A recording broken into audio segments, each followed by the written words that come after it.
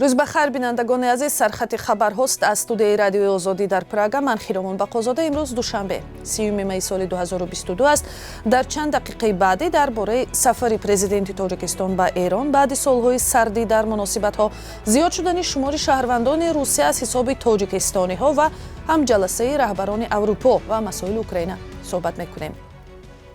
سفر پرزیدنت امامعلی رحمان به ایران که 2 روز دوام میکند به اطلاع رسانه‌های ایرانی با هدف بهبود روابط دو کشور برپا شده است. صبح دوشنبه 30 می در کاخ پرزیدنت ایران در تهران ملاقات امامعلی رحمان و رئیس جمهوری اسلامی ایران سعید ابراهیم رئیسی و هم اعضای هیئت‌های رسمی هر دو دولت شروع شد.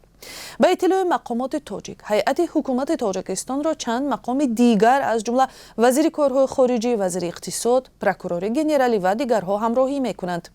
سفر رحمان به ایران در حال برپا می شود که مناسبت‌های این دو کشور همزبان و هم فرهنگ بعد ماجرای اطراف صاحبکار ایرانی زندانی بابک زنجانی و اتهام اینکه گویا قتل‌های افراد سرشناس تاجیکستان را در حادثه‌های 20 سال پیش ایران توسط حزب ممنوع نهضت اسلامی عملی کرده است به سردی پیچید. این اتهام ها را هم حزب نهضت اسلامی و هم خود ایران به پایه و اساس خواندند. تنها چند سال اخیر کم کم این مناسبت ها نرم می شوند. امروز رهبران اتحادیه اروپا برای بررسی کمک‌های نو به اوکراین و نیروهای آن در مقاومت به ارتش روسیه که در منطقه جنوب شرقی دونباس تمرکز کرده است گرد هم می‌آیند. قرار است پرزیدنت اوکراین ولادیمیر زلنسکی در این جلسه 2 روزه با تحریم‌های سخت‌تر اقتصادی علیه روسیه به خاطر ختم جنگ پایفشاری کند. این در حالی است که نیروهای روسی هجوم‌های خود را در شرق اوکراین شدت بخشیده به شهرهای استراتژیکی این منطقه نزدیکتر می‌شوند. روز 29 می زلنسکی از شهر خارکوف دیدن کرد که همچنین مورد آتشباران روس‌ها قرار گرفته است. این اولین سفر پرزیدنت اوکراین بیرون از قرارگاهش در شهر کیف بعد شروع جنگ روسیه علیه اوکراین در بیش از 3 ماه اخیر میباشد. فشار روس‌ها به شهرهای سیور دونتسک و لیسیچانسک در شرق اوکراین بیشتر شده است. روس‌ها ادعا کردند که شهر لیمن همسایه را اشغال کردند، ولی اوکراینی‌ها گفتند که مدافع شهر استراتژیکی را در شرایط سخت و سنگین ادامه می‌دهند. زلنسکی در یک مراجعه تلویزیونیش گفت در سیور دونتسک 90% بیناها خراب شده، 70% خانه‌ها پررو ویران شدند. وزیر کارهای خارجه روسیه سرگئی لاوروف روز 29 می در یک صحبتش با تلویزیون فرانسه گفت آزاد کردن منطقه دونباس به گفتش هدف اولین درجه و به قید و شرط مسکو می باشد. اخیراً خبرنگار رادیوی آزادی با رفتار دغلانه پلیسی راه روبرو شد در شهر کولاب. خبرنگار رادیوی آزادی مورد حمله لفظی ناظر راه قرار گرفت که به گفتش خودسرانه رقم ماشینی خبرنگار را کنده است. گزارش ویژه همکار ما محمود جان رحمتزاده در این باره در برنامه نشر می شود. در روسیه در دوام 11 سال گذشته اهالی بیش از 2 میلیون نفر بیشتر شده است و این افزایش از جمله از حساب شهروندان تاجیکستان هم تامین شده است. بر اساس حساب و کتاب پیشکی نتیجه های نفوس شماری اهالی روسیه معلوم شده است که ساکنان این کشور حالا بیش از 147 میلیون نفر بودند. در 93% حالت‌ها این افزایش را 9 جمهوری شوروی سابق اساساً اوکراینی‌ها، قزاقستانی‌ها و تاجیکستانی‌ها تامین کردند. وزارت کارهای داخلی روسیه گفته است که سال 2021 شمار رکوردی شهروندان تاجیکستان یعنی بیش از 103,000 نفر شهروندی روسیه را قبول کردند.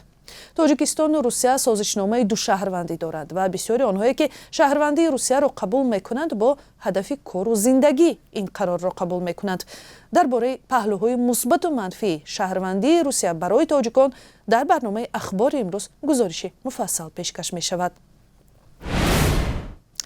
مقامات در قرغیزستان بعد تحقیق و پرسجوها گفتند که در قلعه پوتین یک بلندی بیش از 4000 کیلومتری کوه در کوههای تیانشان پرچم اوکراین را با پرچم جمهوری قرغیزستان عوض کردند. خبری در قلعه پوتین گذاشته شدن پرچم اوکراین را هفته گذشته 2 کوهنورد روس نشر کردند و بعد این مقامات حفظ قانون قرغیزستان به سنجش این خبر توسط عکس و ثبت‌های ویدیویی کوهنوردان پرداختند. ниҳоят президенти федератсияи кӯҳнавардони қирғизистон Эдуард Қувватов хабар дод ки дар қуллаи Путин ҳамакнун парчами кишвари онҳо гузошта шудааст. дар пасманзари ҷанги беасосии Русия дар хоки Украина хабари парчамгузорӣ дар қуллаи Путинро мунаққидони ҷанг хушпазируфтанд. аз соли 2011 ба ин су қуллаи беноме дар вилояти Чуи Қирғизистон ба номи раҳбари Русия гузошта шудааст ки шарики стратегии ин кишвар дониста мешавад. мавзӯи амният дар маркази таваҷҷуҳи мақомоти Тоҷикистон ва Чин буд.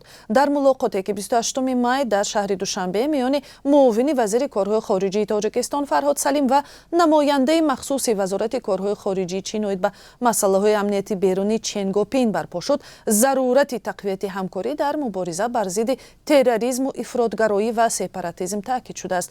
ҷузъиёти дигари ин мулоқот нашр намешавад. танҳо гуфта мешавад ки сафари мақоми Чини ба Тоҷикистон бо ҳадафи ширкат дар ҷаласаи котибони шӯроҳои амният оид ба Афғонистон сурат гирифтааст. Чин ҳамсояи наздик ва сармоягузори азимтарини иқтисоди Тоҷикистон мебошад.